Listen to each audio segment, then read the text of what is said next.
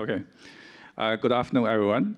In the next few minutes, I will give a very simple introduction on our work about the traffic steering on Alibaba global network using SRv6. Alibaba global network, we call AGN. Actually, it has two parts. The first part is the China mainland part. It has a lot of big data centers and POPs located in China top cities with huge bandwidth long-haul links. And the other part is the overseas part. It crosses the Asia Pacific, North and South American, and the European.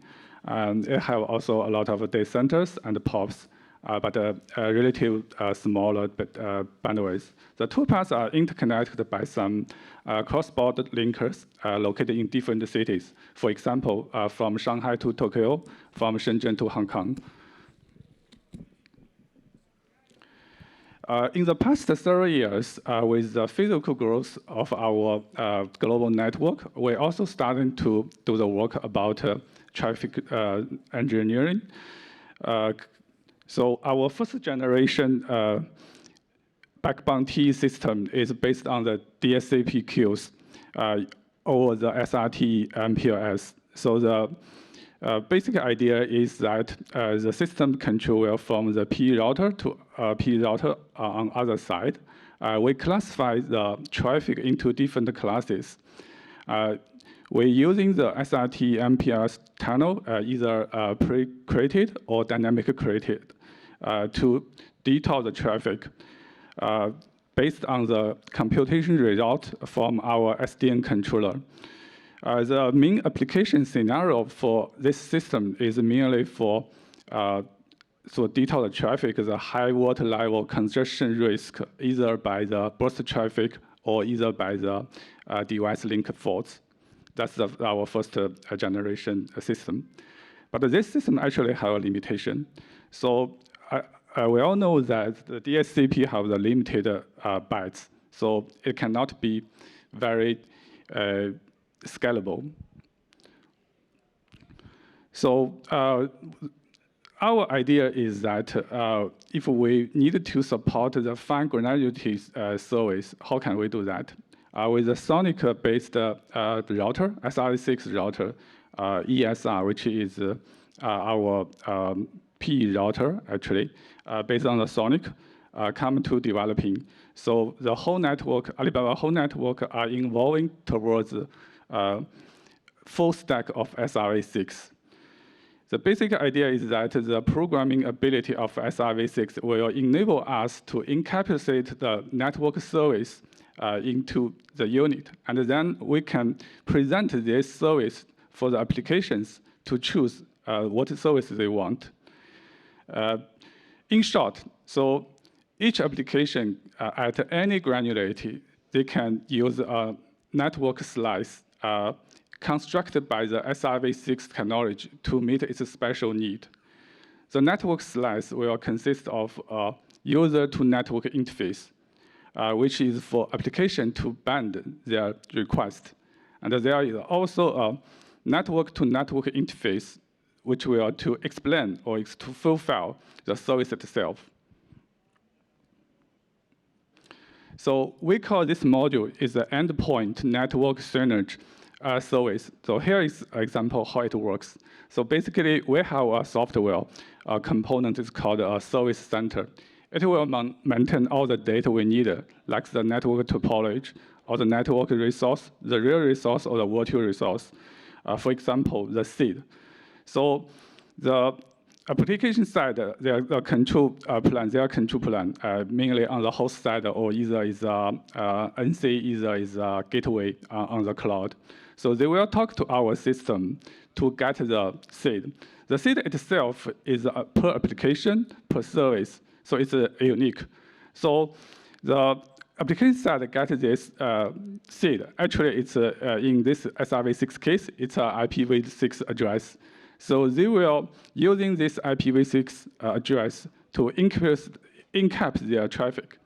When the traffic reach to the our backbone network, actually on the edge, which basically is the P router, so it will the seed will be popped out and then map into a wolf, which is then pointed to the call service in the call network. So here is the graph show how the traffic going. Following this traffic model, here is our TE framework. So it basically has two layers. The upper part is the soft layer, which is our network service layer. It contains the service center I just mentioned. It also includes our TE controller. The underlayer part is the network itself. It consists of the managed endpoints. Basically, it's all the applications in any granularity in the data centers. And also the underlay SRT MPLS or SRv6 backbone network. There is a service module we call the service anchor, sitting between the managed endpoints and our backbone. We'll combine these two together. So this is a key concept about what is the service anchors in our network. So the service network actually, the service anchor is actually doing the mappings. So it just translates the seed. It's standing for a specific service going to the core network's TE channels, which is standing for a different quality or like latency, things like that. From the endpoint, the only requirement is they have the IPv6 routing ability to provide the end-to-end reachability. The service anchor itself has three characteristics. The first thing is scalable. So we know that based on SRv6, it has very, very powerful programming. We can encapsulate a lot of syntax requests in it. The second thing is scalable. So for this seed case, the seed we use SRv6 seed is actually the IPv6 address. So the massive IPv6 address space can support any granularity application and almost unlimited number of the applications. The third thing is availability. So it gives you a very clear picture about how the route mapping to the seed and the seed mapping to the service. So there will be like decoupled. For now, the physical form of the service anchor is our sonic-based router ESR, I just mentioned. My colleague will mention it in the later sessions. Here is the, based on this traffic steering model, here is the graph that shows our predictable global network architecture. In this graph, the top layer is the business layer, which stands for all the Alibaba's different business. So it talks to our service center and the request for the services. The service center is a network control software layer. It provides the service interfaces and also the central TE control system. The underlayer is a mix of the hardware and the software. It has two parts. The first part is the networking itself. It has a lot of network technicals, including SRv6, other things. So they build up our network itself. And on top of it, we were doing the coverage, cover the whole world, and also implement the end-to-end TE, and also give the reliability of the networking services.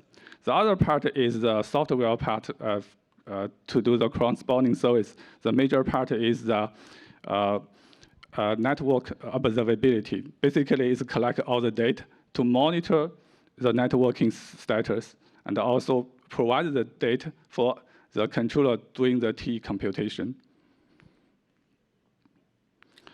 Next, I will simply describe our traffic steer controller NetO. This is a name we're giving to our controller. It's the network orchestrator. It has several parts. So the bottom part is the data module. We call it the data module. So basically, we normally use the BGP as to gather the network topology and also like the link status something like that. And also they will have other base data to get all the information we needed for the calculation. And also there is a traffic matrix. They will be tell us all the traffic data either by SMP, net flow, or telemetry. This is our data part. About it is our algorithm engine, which for currently it's mainly is a linear programming path allocation computing engine. It will based on a different service to do the path allocation for different service scenarios. On top of it is our, basically we call it a service scenario. So it is a current, what kind of like network service we can provide to the users. For example, it's a low latency path, extremely low latency path, and also like static bandwidth exit path. So, so there is a different ISP products, either using dynamic BGP, either using static route. Sometimes static route will be like cheaper, so some users want to use that service. So we can use our internal technicals to detour the traffic to use this exit. And also like congestion avoidance, high availability, something like that. We also have a traffic map and a steering estimator module. So basically, the traffic map will give the real-time traffic status to show how the current network traffic distribution, and if there is something wrong or not. And also, we have an estimation module. Basically, it's doing the estimation computation. So before a real steering take action, so we will know if we do the T steering, what's the result we expected to avoid like some risk to happen. After the computation, the controller will send the instruction will Alibaba network automation platform to the network devices to starting action to make the traffic detour or make traffic go to the specific path, something like that. We have built up the whole system and it now control the traffic in Alibaba global network, but there are still many ongoing challenges happen. For example, our network is still very unbalanced, which means different devices, different link bandwidths, different traffic distribution caused by different business deployment. So it will require us to using combination of different technicals. And also our controller needed to handle huge complexity. That's the one thing. The second thing is that I think everyone will see this basically is a growing service request conflict with the cost constraint. Backbone is a very, very, very expensive. So it will require us to continuously increasing the bandwidth utilization. So it kind of like using the existing bandwidth or even cut the bandwidth we have now, but to support more services. Another thing is that as Alibaba is one of the main cloud provider, so there are a lot of new types of the business customers. They have very, I'd say it's more and more ultimate experience they are pursuing, like online gamings. So they may ask very, very small latency. They may need a very super stable traffic pattern and something like that. This all give us very challenges to solve. We need to do the customized and very precisely optimization for them to fit their requirement. All these challenges are continuously improve the system in both the control plan and the data plan. Yeah, that's all for my talk. Thanks a lot. Any questions? Thank you. All right, we're running behind in the schedule. If you have one question, we'll take one. Anyone has a question? Okay, go ahead. So I have actually two questions. How many orders of slices are you using? 10, 100,000? And are you using slices to distinguish between customers or between services or for what? So basically, I just mentioned is the slice actually is like per application per services. So it's kind of like a multiplication between the services and the customers. So for now, our services types are still limited. Like just I mentioned in the slide, like maybe like 10 or something like that. But the customer side, there can be many. So they maybe use a similar one, maybe use a different one. One customer can use different services. So it's just based on the seed we allocated to them. Yeah. Thank you. All right, thank you.